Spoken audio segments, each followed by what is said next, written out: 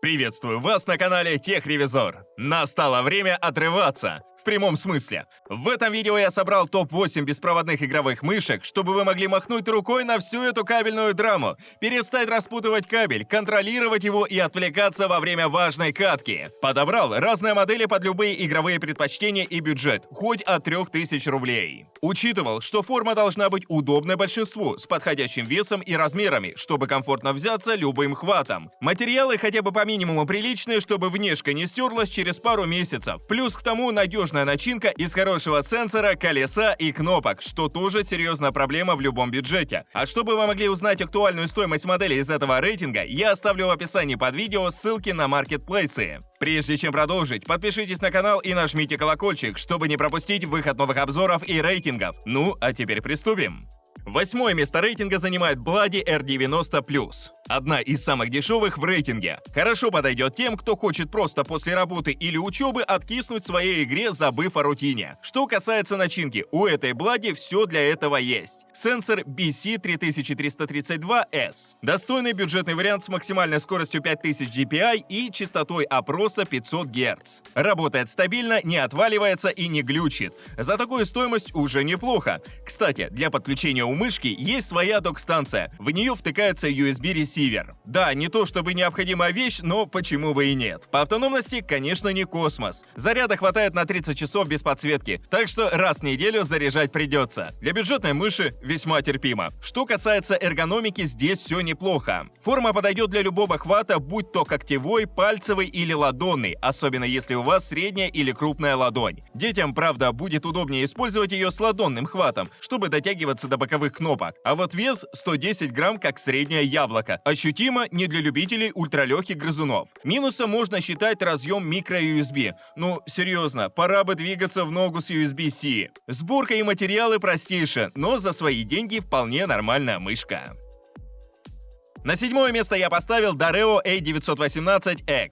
Еще одна бюджетная мышь не самого известного производителя. Подключается она не только по USB-свистку, но и по Bluetooth. Только в случае с Bluetooth учитывайте, что задержка высокая. Для быстрых шутеров такое не подойдет. По Wi-Fi же никаких проблем, лагов, задержек или нервотрепки. Связь держит стабильно, не отваливается и не тормозит. По автономности Dareo сильно выделяется, работая до 260 часов на одном заряде. А это уровень мышей подороже. Но фишка еще в том, что весит этот грызун 88 грамм. Для батареечной мыши на фоне дорогих конкурентов результат просто супер. Форму мышки я бы назвал универсальной. Подойдет для любого хвата. Хотите пальцевым? Легко. Когтевой? Комбинированный непонятно какой? Пожалуйста. Даже если у вас крупная лапа или миниатюрная женская подростковая ручка, мышь ляжет так, чтобы вам удобно было играть. Все-таки здесь 6 кнопок с учетом колеса. Как-то особенно прочувствовать, подходит форма или не совсем, нет необходимости. Сенсор тоже хорош. Внутри стоит Pixar 3335 с разрешением до 16000 dpi. Тут вы точно не почувствуете дискомфорта. Колесико с кнопками тоже приятно нажимаются. Все работает четко, без срывов и ошибок.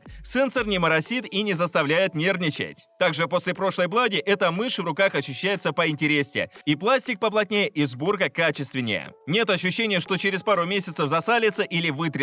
Поэтому за свои деньги Dareo A918X отличный вариант. На 6-й строчке Thunder Robot ML703 Pro. Эта мышь подороже прошлых двух позиций, но в ней меня привлек сенсор PAW3370. Его устанавливают в мыши среднего класса, где потребитель уже не должен беспокоиться по поводу надежности. И этого 3370 хватает. DPI настраивается до 19000 точек, частота опроса до 1000 Гц. По параметрам ускорения и скорости отслеживания и в целом она не уступает какому-нибудь известному Logitech Hero 16K. А что, работает быстро, плавно, не глючит, пиксели не пропускает, подойдет даже для широкоформатного монитора. Плюс к тому техническая часть кнопок не подводит. Эти ребята служат долго без дабл-клика. Исключая небольшой процент брака, само собой. Хотя колесико тут не самое надежное. Но на несколько лет хватит, а дальше, возможно, начнутся пропуски. А так, мышь подключается только по радиоканалу. Подключение держит стабильно, без задержек и других фокусов. Работает не так долго, как прошлое Dareo, порядка 50 часов в размеренном темпе. Но внутри у нее не батарейка, а аккум. Так что, конечно, 250 часов здесь и быть не может.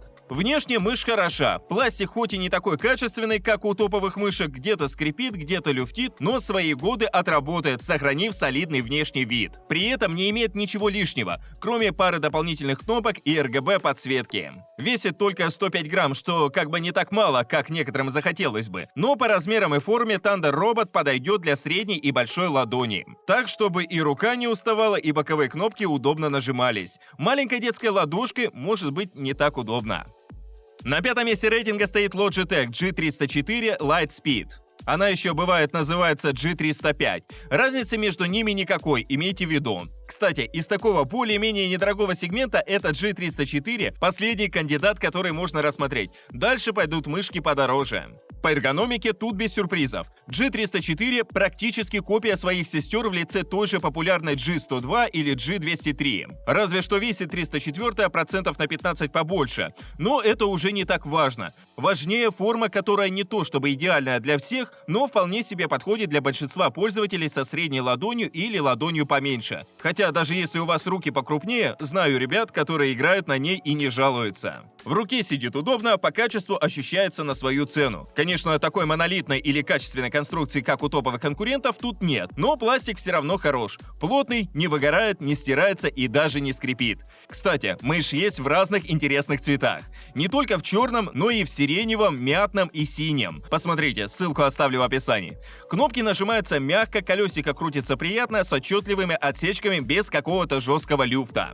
Только надежность левой и правой кнопки мыши смущает. Все-таки встречается много подделок. И нарваться на какую-нибудь копию с кривыми микриками вообще не сложно. Так что лучше покупать мышь с гарантией и возможностью возврата. Сенсор у нее стоит тут плюс-минус того же уровня, только от Logitech и на 16 тысяч DPI. Работает точно, плавно, быстро. Для игр уж точно хватит. На четвертое место я решил поставить вот такую Mad Catz Red DWS. Мышь, которая выглядит как терминатор Франкенштейн. Внешне сначала вызывает больше вопросов, чем ответов, но вся ее суть как раз в этом и заключается. Сейчас расскажу. Основной смысл во всех этих обвесах – максимально гибкая модульная регулировка частей корпуса, чтобы построить мышь под любую кисть и тип хвата. Для этого тут регулируется вылет опоры для ладони, меняются опоры для мизинца, что-то можно вовсе снять, что-то надеть, чтобы довести эргономику до идеала лично для себя. При использовании нет ощущения, что вся эта конструкция сейчас рассыпется, но пластик все-таки не самого премиального качества, хоть и живущий крепкий. Плюс тут еще куча кнопок, в общей сумме 14 штук. В том числе одно горизонтальное колесо. Применение всему этому можно найти в софте. Переназначить команды, настроить макросы и так далее. Хотя на работу макросов многие владельцы жалуются. Криво отрабатывают, лагают и никакой пользы не несут. Но это фиксится программным обновлением софта, поэтому серьезным недостатком не считаю. А вот назначить на второе колесо, например, скроллинг оружия, выглядывание из-за препятствий или направление камеры первого лица, вот это удобно. Снайперская кнопка для моментального прицеливания тоже ничего так, как и в целом такое количество клавиш, которыми можно крутить-вертеть как удобно, сохраняя профиля под разные игры. Само собой, весит мышь со всеми наворотами немало – 113 грамм, но и начинка при этом достойна. Сенсор PAW3335DB. На него никто не жаловался. Подключение по Bluetooth и радиоканалу. Хорошая автономность от батареек. До 200 час при подключении по Wi-Fi, до 300 при подключении по Bluetooth. Хотя по факту я бы сказал, что меньше. Но примерно на месяц заядлому геймеру хватит. Третье место я отдал самой дорогой мышке – Logitech G Pro X Super Light 2. Для тех, кто уже попробовал разные варианты, в том числе бюджетные или, например, вот таких Франкенштейнов, как прошлая Mad Catz, и решил, мне нужна легкая эргономичная мышь с максимально надежным железом. Сюда бы еще приписать наклонности к киберспортивному развитию, но это уже опционально. Хотя огромное количество киберспортсменов катают именно с этой Logitech и ее первой версией. Так что, покупая такую мышь, все равно приятно ощущать себя приобщенным к высокому обществу. Но не суть. Тут все начинается с простой формы корпуса без всяких заморочек, регулировок и дополнительных опор. Небольшой размер мыши подходит большинству людей, независимо от размера ладони или типа хвата. Тут все очень точно посчитано, да и нет такого количества дополнительных кнопок, чтобы на них нужно было удобно нажимать. Поэтому с эргономикой попроще. Внешне мышь сделана из очень приятного пластика, отлично собрана без всяких скрипов и люфтов. Поэтому в руке ощущается как что-то монолитное, единое целое. Совсем не такое, как, например, та же G304. И уж тем более не как набор отсоединяющихся запчастей. При этом весит всего 60 150 грамм. Ну, чем не перышко для зарубы в шутерах. Начинка у нее соответствующего уровня. Топовый сенсор Logitech Hero 2 с максимальным DPI в 32 тысячи точек, улучшенной частотой опроса до 4000 Гц и точнейшей работой. Конечно, такая частота опроса и заряд хорошо съедает, но как раз поэтому достигается максимальная плавность курсора, нужная в играх. А живет мышка порядка 90 часов на одном заряде.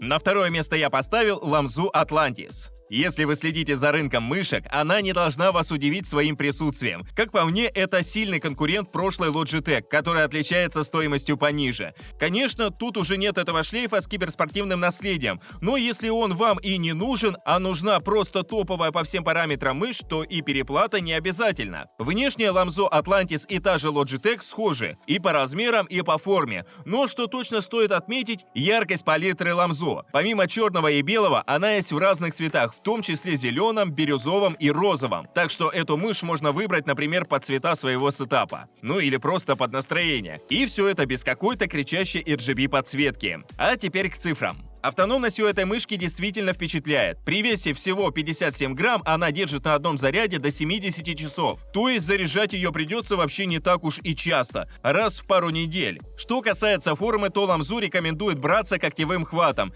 видимо, считая его самым популярным. Но на практике ее держат все, кто как хочет, и не жалуется. Это не многокнопочная мышь с 12 клавишами на боковой панели. Здесь все просто и привычно. Две боковые кнопки, удобно размещенные для любого хвата, поэтому по эргономике Lamzu без вопросов. Внутри у нее топовый датчик Pixar 3395 с максимальным разрешением 26000 dpi, и он отрабатывает на 100%. Переключатели четкие, колесо приятное, без всяких приколов с дабл-кликом и отвалом через какое-то время. Корпус собран без скрипов и люфтов. В общем, в дорогом сегменте, как по мне, именно она одна из лучших под игры и шутеры. Лидером рейтинга стала мышка Razer Basilix V3 Pro. Все-таки она больше напоминает привычную мышь. А суть та же. Утяжеленная, габаритная, с дополнительными кнопками. Короче, не для тех, кто любит легкие варианты по типу прошлой Lamzu или Logitech. Здесь все начинается с больших размеров и веса в 112 грамм. Такую мышь точно лучше не покупать ребенку или хрупкой девушке. Даже не каждому парню будет комфортно с ней играть в динамичные шутеры. Все-таки инерцию и законы физики никто не отменял. А вот в какой-нибудь доте раскидать соперников ею вполне удобно. Особенно назначив на дополнительные кнопки всякие умения, заклинания. Из других удобств – колесико. И оно здесь, несмотря на типичную болячку Razer, живет долго, работает стабильно. Кстати, есть режим бесконечной прокрутки для просмотра длинного контента или гайдов в игре.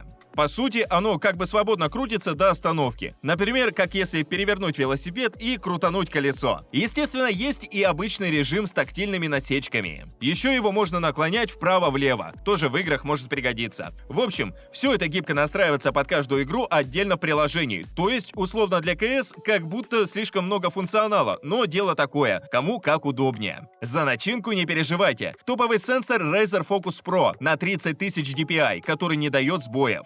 Возможность подключить по радиоканалу или Bluetooth. Еще в теории даже беспроводную зарядку организовать можно, но для этого нужно докупать отдельную шайбу, которую тяжело найти. Поэтому этот момент просто можно иметь в виду. Работает мышка долго. При подключении по радиоканалу около 110 часов, по Bluetooth до 150. Зависит от подсветки, которая тут, кстати, тоже хороша. 13 зон, специальные режимы по 200 разных игр. В общем, горит красиво, ничего не скажешь. Вот в совокупе и получается отличный аппарат для тех, кто ищет крутую массивную мышь. И сенсор хорош, и эргономика, и колесико функционально, и работает долго, и в руках ощущается как действительно качественная, собранная, солидная мышь.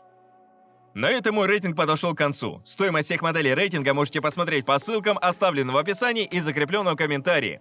Подписывайтесь на канал, ставьте большие пальцы вверх, а также не забывайте включить уведомления, чтобы первыми узнавать о новых рейтингах и обзорах техники. А с вами была команда канала Техревизор.